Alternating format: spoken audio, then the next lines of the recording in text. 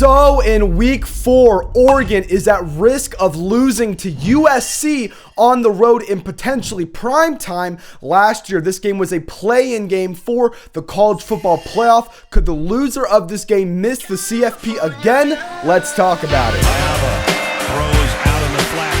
Lemon. Did he get there? Yes, he did. Touchdown, USC. Second down in the yard. That is a lateral. Lemon wants to throw a double pass and does to the end zone. Benson across the 40, midfield. Benson, he might take it. He will. Malik Benson. Oh, he's gone. 5 wide for Nix. Back shoulder throw. He's got it. It's Tez Johnson. Tez Johnson. Colin Johnson. Touchdown. And Ronald Jones is going to more than take care of it. Welcome everybody to the Wild Wild West. A state that's a different like Elliott's Nest. The track gets an eardrum like a stuck to your chest. 66-yard touchdown run. So this game is happening in week 4 of the college football season, a West Coast rivalry now in the Big Ten between two teams settling down in their new conference. Oregon is now coming into this year in a championship mindset with a returning quarterback in Dante Moore, who, if you remember, was the 2nd overall projected draft pick in last year's NFL draft, right behind Fernando Mendoza, who won the Heisman.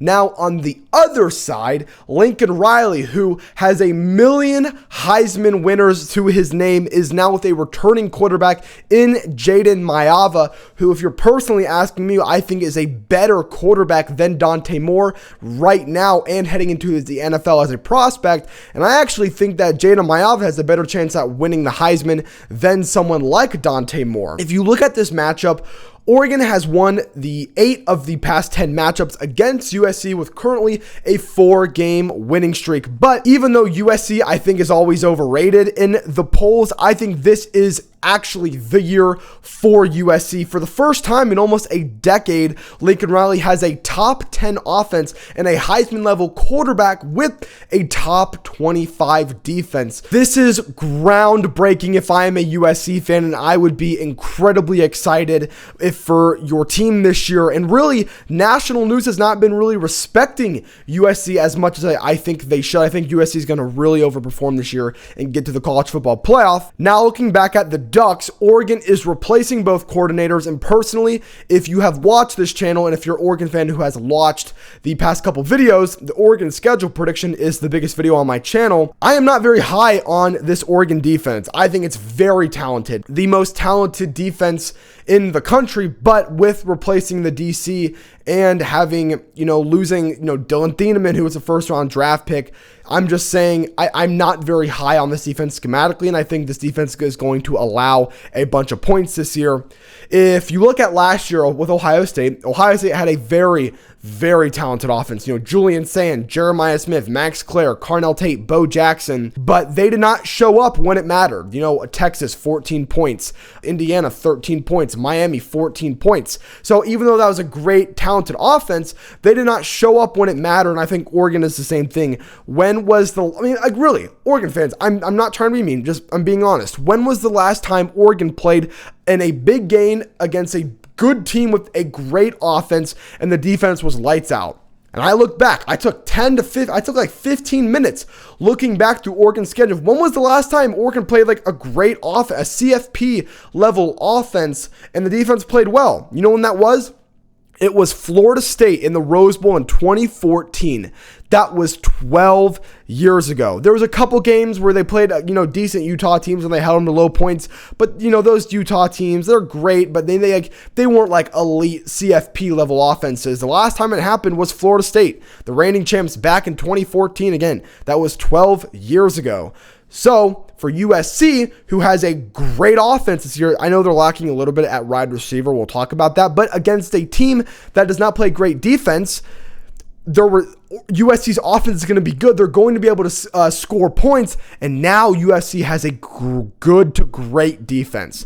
That is huge favor towards USC, especially at home.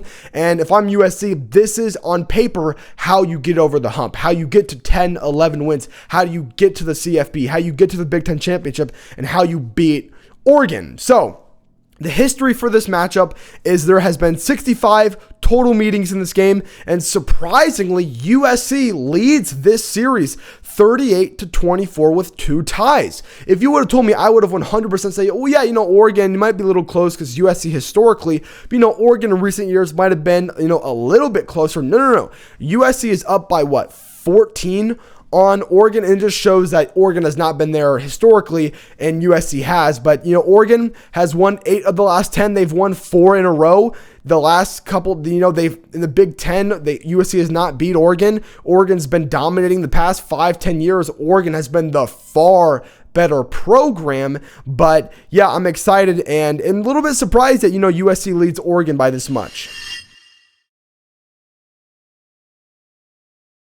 So this is the chapter of the video where we talk about our position battle matchups. We have 11 positions.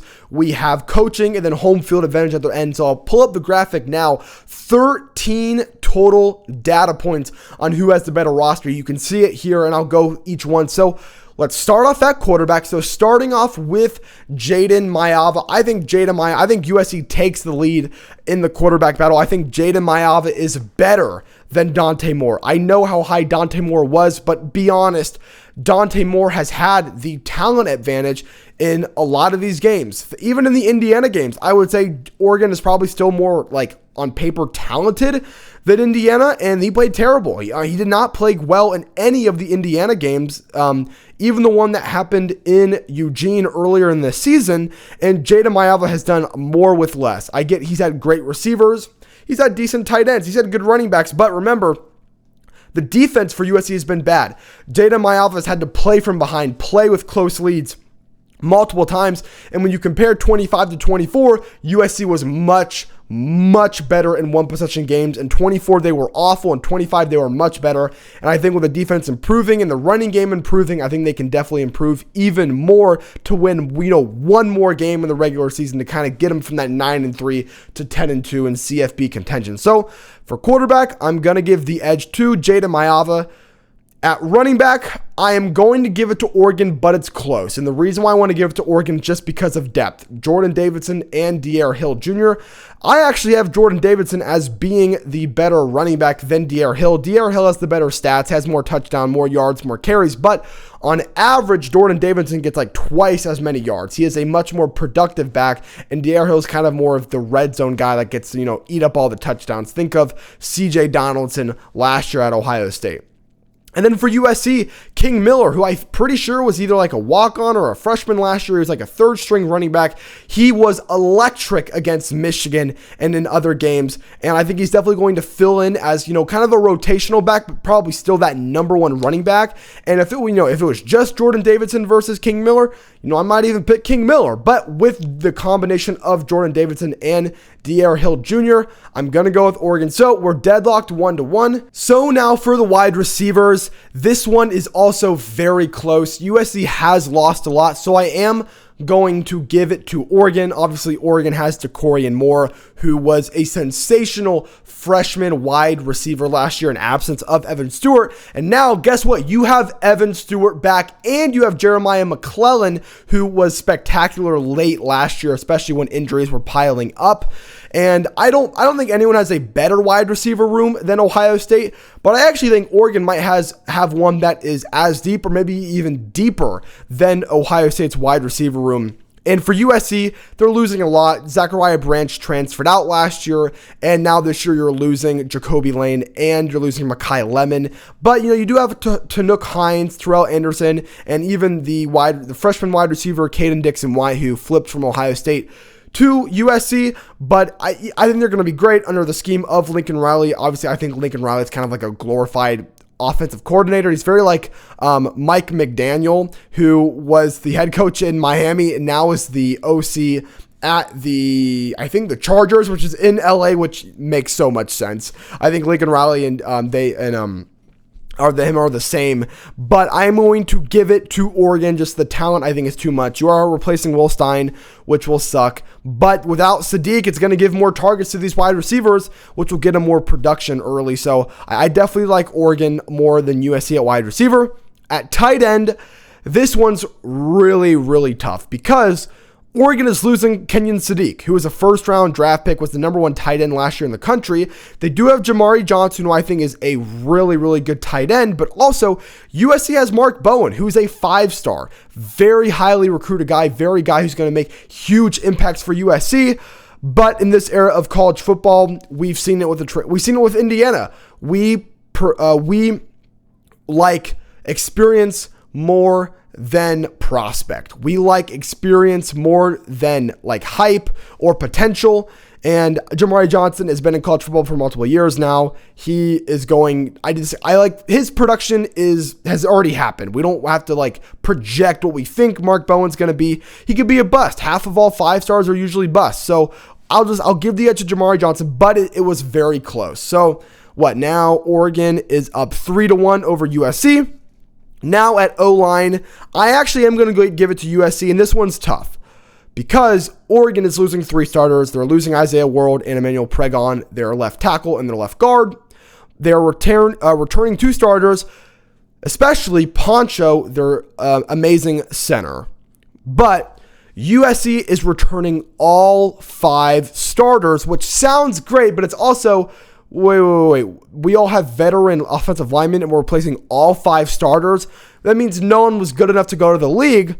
But, the big thing with offensive line is it's not really, talent is part of it. It's not really always about talent.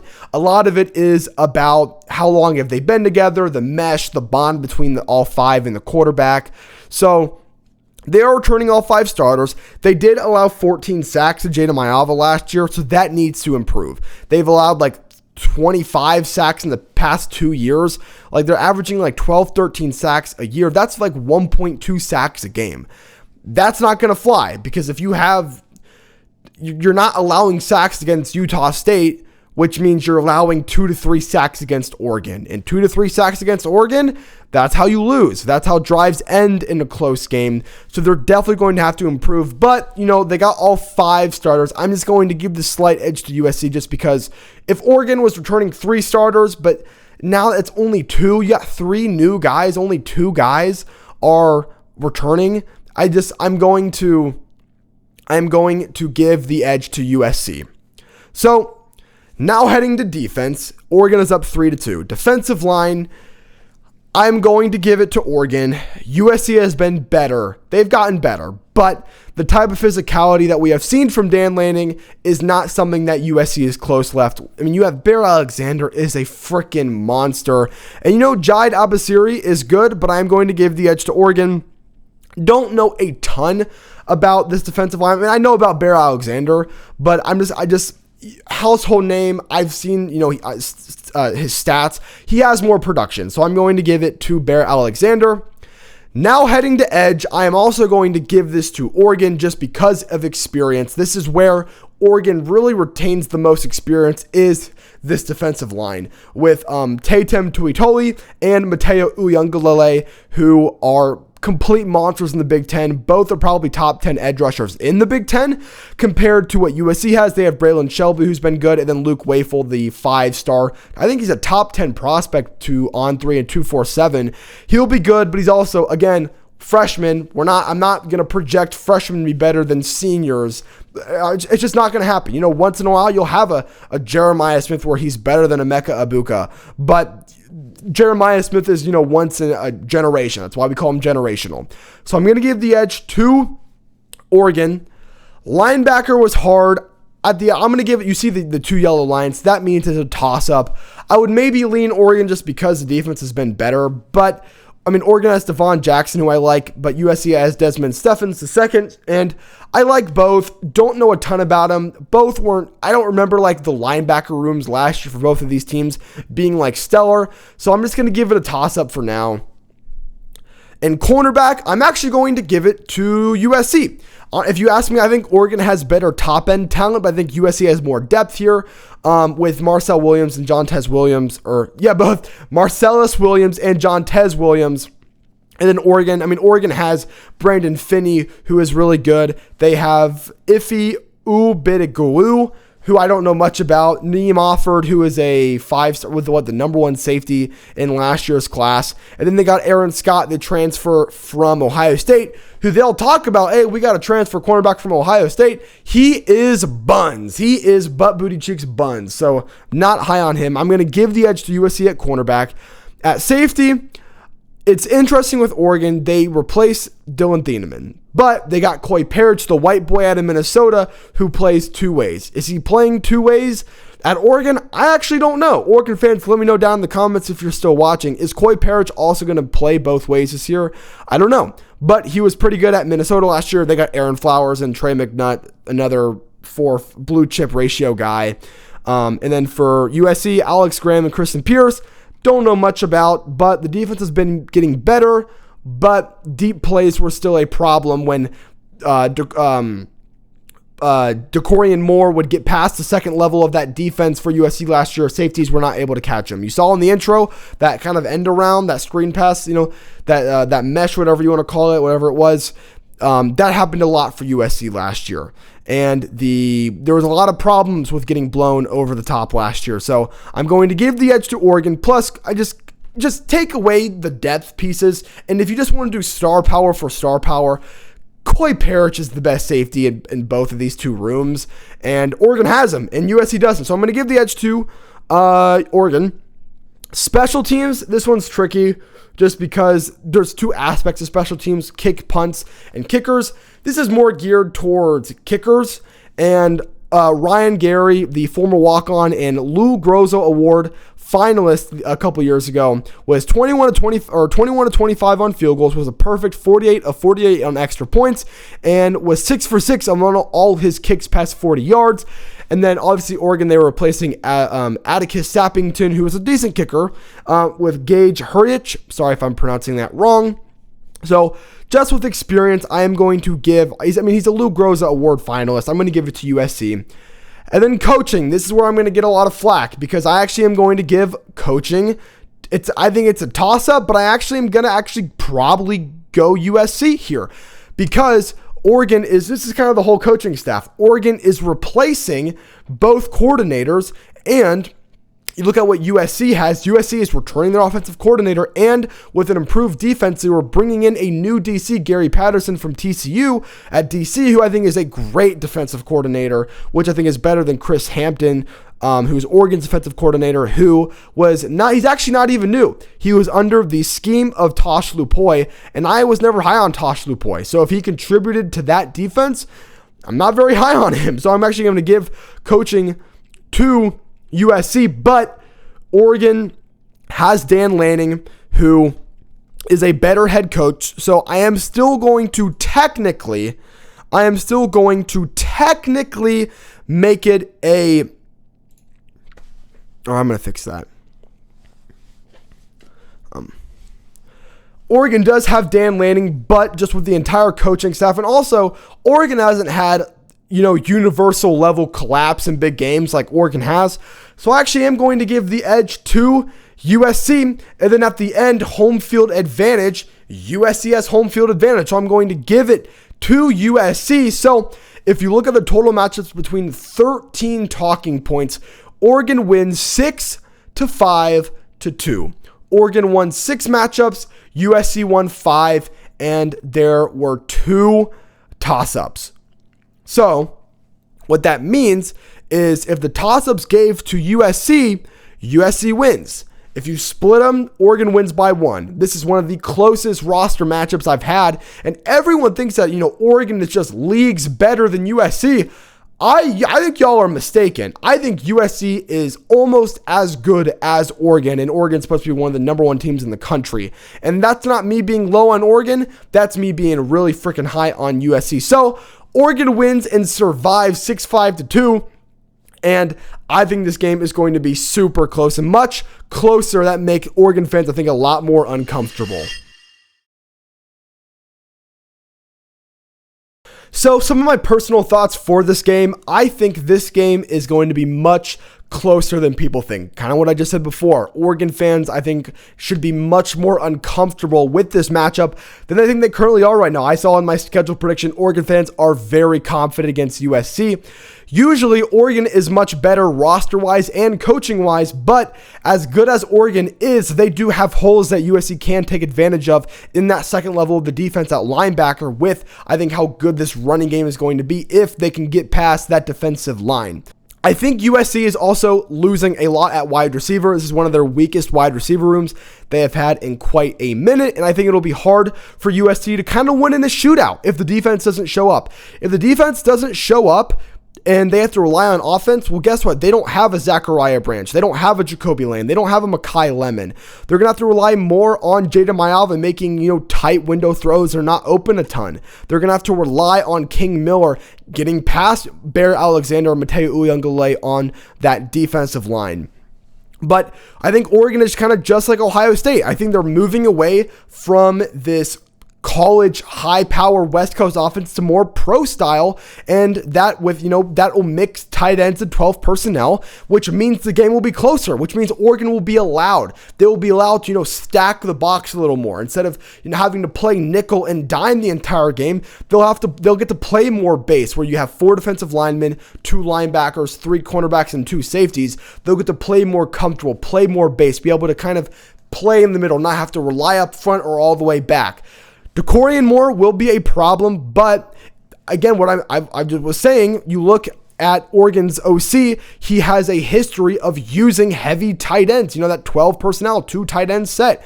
And Oregon, with their rotational of backs of Jordan Davidson and Dyer Hill, honestly, they're going to be running the ball more. I don't think Oregon's going to get into the 40s and 50s. This game will probably be won in the late 20s and low 30s. So I think Oregon or USC will be able to rely more on their defense and, take all the pressure off of the receivers getting open the entire game. And I think this game will be much more of a rock fight than we think.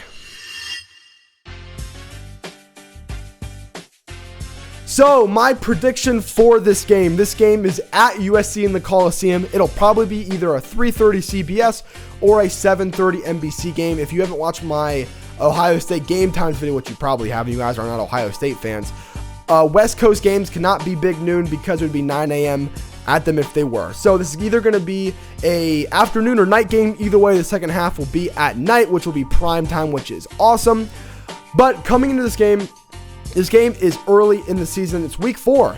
And if you're asking me personally, I think USC will come out swinging on Oregon with big plays on the ground and getting key stops on defense in the first half, catching Oregon in kind of a slow start after playing Boise and Oklahoma State. And honestly, I think there might be a turnover late that gets USC some more points. And honestly, I think USC is up 20-7 at half. USC comes out swinging like, oh my God, they're both undefeated. USC, this might be one of a top 5, top 3, maybe the number 1 team in the country as they're beating up Oregon in the first half. But obviously, college football is a swinging gate in the first and second half. I think Oregon will get the ball starting off in the third quarter. I think they'll score. It'll be 20-14 early in the third, and man, this game became a lot more uncomfortable. I think Oregon will take advantage of light boxes. USC will be trying to guard deep with DeCorian Moore. We just talked about, they want to stack that box. They get a big lead. Now they're pressing back. They don't want to allow big plays. What does that allow? That allows the running game and the tight ends, which Oregon always has great tight ends, on the run to allow the short stuff, eat up the clock, methodically break this USC defense. And I think Oregon will take advantage of that. And I think they will score another touchdown. And man, they were down 20-7. Now they're up 21-7 at the end of the third quarter. Now in the fourth quarter, I think USC kicks a long field goal. They're not able to, they're pitching up.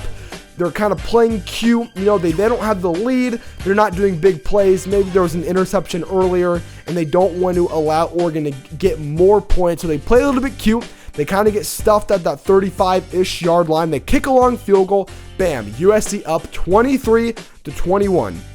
Now, Jontez Williams gets an interception, and now changes the game. USC has the chance to go double up in middle in the fourth. First and goal at the 10. I think you're going to get a running play that goes nowhere. I think you're going to get USC, again, kind of playing a little bit cute.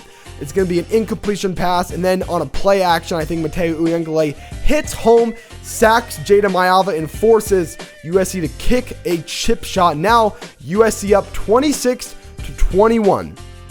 Now, pivotal moment for Oregon. Oregon, with 4 minutes left in the fourth quarter, on the first play of the drive, they get a 75-yard DeCorian Moore touchdown with a busted coverage. We talk about these safeties being unreliable for USC, and man, just like that, Oregon up 28-26 with their first lead since the third quarter.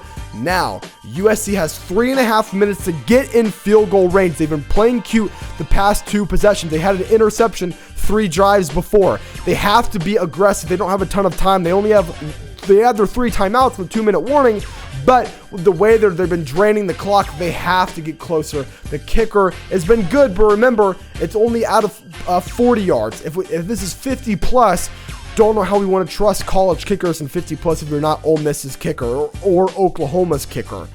But I think they get some key 4th down conversions. Oregon still playing deep. Now they're near midfield at the 2-minute warning. Oregon's defense putters the USC offense and forces them to kick a 50-plus yard field goal with 1.5 minutes left.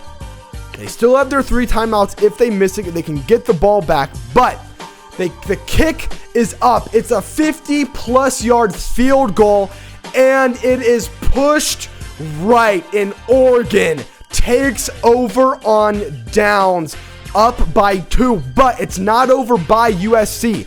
Oregon has a throw on first down. It's a short gain to Jeremiah McClendon. Timeout USC. They run the ball with De'Aaron Hill. Short gain. Now it's 3rd and 3 with 1 minute left. USC is not over. If they get a stop here, now Jordan Davidson, their higher yardage back, is in the game. And with 1 minute left on 3rd and 3, USC with only 1 timeout of first round ends the game. Oregon has a counter play. Rare. They run counter. First down. They exploit the weakness at linebacker and at edge for USC. First down Ducks. They kneel out the game, and Oregon will survive 28-26 on the road against the Trojans. Lincoln Riley so close to getting over the hump and beating a tier 1 team. They lose 28-26 against the Ducks. The Trojans have their first loss of the season, and Oregon will keep their undefeated season alive. So I hope you guys all enjoyed watching today's video. If you enjoyed this format, this more storytelling, not just kind of blocky, not just statistics, more of kind of emotion, let me know down in the comments. I've heard Oregon fans and Ole Miss and LSU fans have liked the past couple videos of it. So if you guys are still enjoying it, let me know. But also USC fans, just because you lost this game, don't unsubscribe yet. I'll be predicting more of your games later with these early predictions. Let me know which one you want to see next. Oregon, do you want to see a Washington? Do you want to see Michigan, USC? Do you want to see Ohio State, USC versus Ohio State? Let me know down in the comments and I will make it if you guys want it. But also, you guys have to subscribe as we are so close to 400 subscribers. Also, if you enjoyed today's video, please hit the like button. It means the world to me. But again, that's all I have for you guys today. Let me know down in the comments, who do you think is going to be winning this game? But I'll talk to you guys all tomorrow. And as always, thank you.